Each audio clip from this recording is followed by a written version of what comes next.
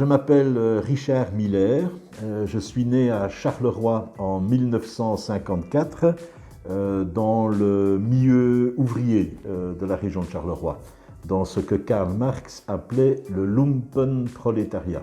Ça veut dire un prolétariat dont même Marx ne voulait pas s'occuper. Donc en résumé, je suis né dans une famille très pauvre de la région de Charleroi. J'ai comme particularité d'avoir été gravement malade. J'ai eu la poliomyélite à l'âge de 3 mois. J'ai perdu l'usage d'un bras. Et ça a eu beaucoup d'influence sur ma vie parce que mes parents voulaient vraiment que je travaille bien à l'école parce qu'ils savaient bien que je ne pourrais pas travailler comme un ouvrier manuel. Et donc, voilà, toute ma vie a été plutôt tournée vers l'étude, vers l'écriture, enfin, etc.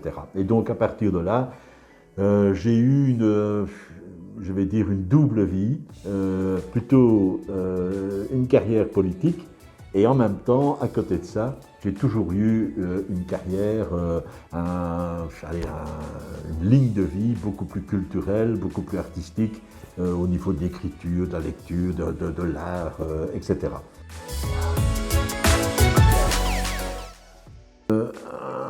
Un moment très important pour moi, c'est 1994.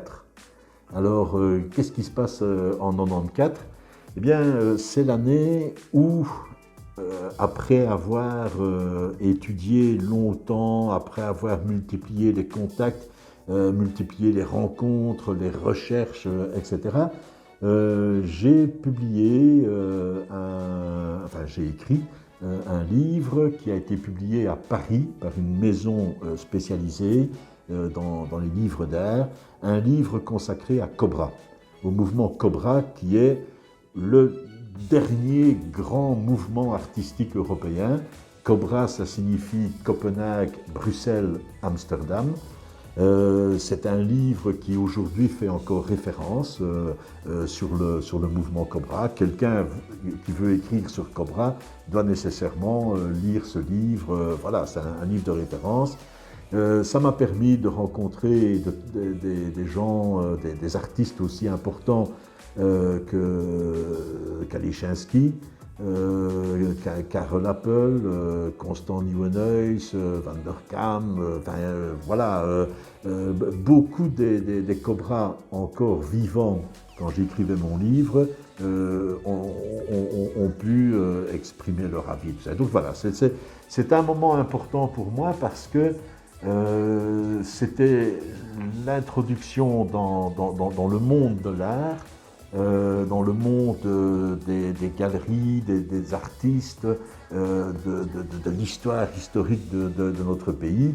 Et quand on est écrivain et qu'on a la possibilité de publier un beau livre, c'est un beau livre en plus, on est vraiment très heureux. Donc voilà, ça a été une date importante pour moi parce qu'aujourd'hui encore, je me rends compte que c'est une aventure qui n'arrive pas à n'importe qui, hein.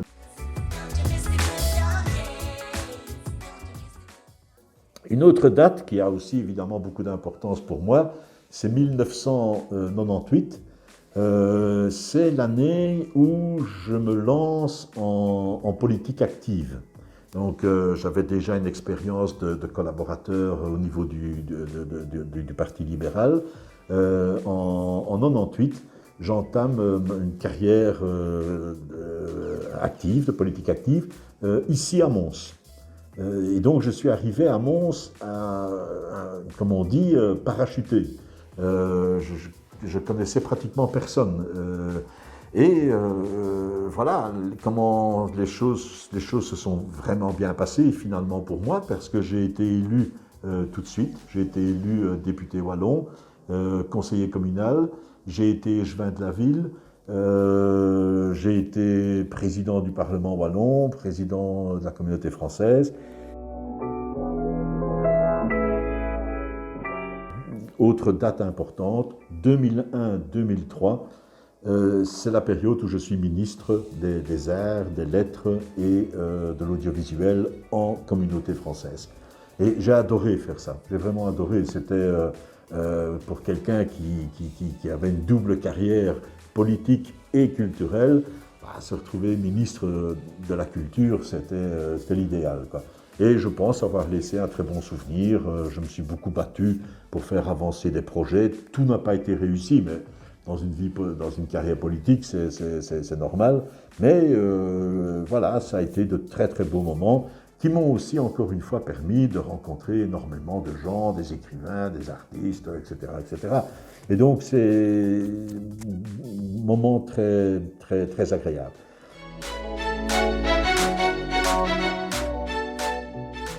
Autre moment important pour moi, et je le répète, je sélectionne vraiment quelques dates, parce que voilà, je ne voudrais pas non plus que ma femme, mes enfants disent que je n'ai pas retenu les dates importantes, hein, parce que, 2010. Alors pourquoi? Parce que vous devez savoir que quand j'étais étudiant en philosophie à l'ULB, fin des années 70, et j'ai obtenu 4 fois la plus grande 10 en philo. Et donc j'étais sûr et certain que j'allais pouvoir me lancer dans la rédaction d'une thèse de doctorat. Ça n'a pas été, ça n'a pas marché. Je pense que je me suis fait avoir, mais enfin bon, c'est l'histoire, c'est comme ça. Et donc du coup, j'ai dû chercher du travail, hein. Et j'ai trouvé un boulot au journal Le Soir, comme correspondant de presse, payé à la ligne. Et donc, je peux vous dire que chaque fois que j'écrivais un article, je tirais à la ligne, hein. C'est là que j'ai appris à écrire, hein. Donc, il se passait un petit truc, moi j'en faisais un roman feuilleton, et donc, voilà. Et donc, bon, et puis les années ont suivi, hein, je l'ai déjà dit, la carrière politique, tout ça, mais je suis toujours resté avec un regret profond, c'est de n'avoir pas pu présenter le doctorat que je souhaitais. Et ça m'est vraiment resté comme une souffrance, hein, mais vraiment comme une souffrance. Chaque fois que j'y pensais, j'étais malheureux, il me manquait quelque chose pour être heureux, etc. Vers l'âge de 55 ans à peu près, j'ai repris contact avec le professeur qui avait accepté, quand j'étais étudiant, de conduire ma thèse, le professeur Kouloubaritsis, professeur de philosophie antique à l'ULB. Et il a accepté de redevenir mon patron de thèse, et il m'a vraiment suivi. En téléphonant régulièrement pour demander ça va, tu travailles, tu as écrit, combien de pages as-tu maintenant, et je disais oui mais enfin tu sais j'ai mon boulot en même temps, hein. Alors il disait oui mais non il faut tes paix, etc., etc. Et donc je lui dois beaucoup, et il est resté un ami. Et en 2010 j'ai présenté cette thèse. C'est une thèse qui porte sur le rapport entre la réalité et la fiction. Et c'est assez amusant, ce que je vais vous dire, c'est que très longtemps, j'avais des idées de fond, hein, ça je les avais.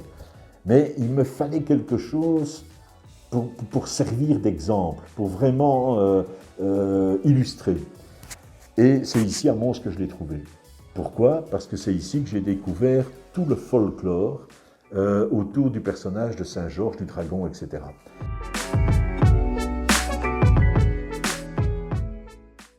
Autre date importante, eh bien, c'est 2014, mais c'est aussi surtout 2019. Pourquoi? Parce que en 2014, avec un ami, je crée une maison d'édition, et en 2019, donc ce sont les éditions Création Europe Perspective, les éditions du CEP, CEP, et en 2019, nous rencontrons la propriétaire du Clos des Capucins ici à Mons, qui dispose d'un endroit où elle veut absolument développer des activités artistiques et culturelles. Et moi, je suis à la recherche de bureaux pour installer ma maison d'édition. Et donc, en 2019, nous sommes installés ici à Mons. On a inauguré avec une très, très belle et très grande exposition. Et pratiquement tout de suite après est arrivé le Covid. Et donc, depuis lors, on lutte contre le Covid, mais ça se passe quand même bien. On a réussi, en respectant les règles, à organiser déjà, ça va être notre 6e exposition, commence le 23 avril. Pourquoi? Parce que c'est la Saint-Georges. Et donc, voilà, et ce sera une exposition autour des animaux. Les animaux réels et les faux, enfin les fictifs, les dragons. Excusez-moi, je n'étais pas un faux animal, c'était un vrai, ici à Mons. Et alors, on a réussi quand même, en respectant toutes les règles, à pouvoir organiser des expositions, et le public est venu. Le public est venu parce que les gens avaient vraiment besoin de voir des choses, de sortir de chez eux, etc.